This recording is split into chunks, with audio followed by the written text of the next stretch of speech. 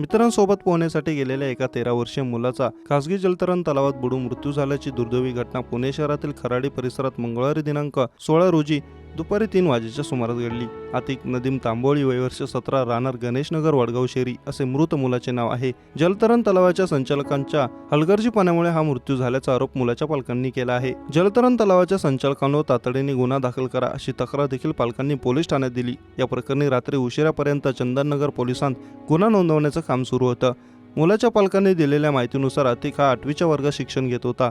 तो नुकतेच पोहायला शिकला होता। मंगळवारी दुपारी 3 वाजेच्या सुमारास आतिक आपल्या मित्रांसोबत पोहण्यासाठी चंदननगर येथे असलेल्या खालसा जलतरण तलावात गेला होता। दरम्यान आतिकने पोहण्यासाठी तलावात उडी घेतली, मात्र पाणी खोल असल्याने त्याला अंदाज आला नाही। त्यामुळे आतिकचा पाण्यात बुडून मृत्यू झाला। बराच वेळ होऊनही आतिक पाण्याबाहेर न आल्याने त्याच्यासोबत असलेल्या मित्रांनी या घटनेची माहिती जिमच्या संचालकांना दिली। ज्यावेळी ही घटना घडली त्यावेळी तेथे कोणीही जीवरक्षक उपस्थित नव्हते। याशिवाय सीसीटीव्ही कॅमेरे देखील बंद होते। दरम्यान जिमच्या व्यवस्थापकांनी तातडीने पोलाच्या दिशेने धाव घेत आतिकला पाण्याबाहेर काढून खासगी रुग्णालयात उपचारासाठी दाखल केले, परंतु उपचारापूर्वीच त्याचा बुडून मृत्यू झाल्याचे रुग्णालयाने सांगितले। या घटनेने परिसरातून मोठी हळहळ व्यक्त होत आहे।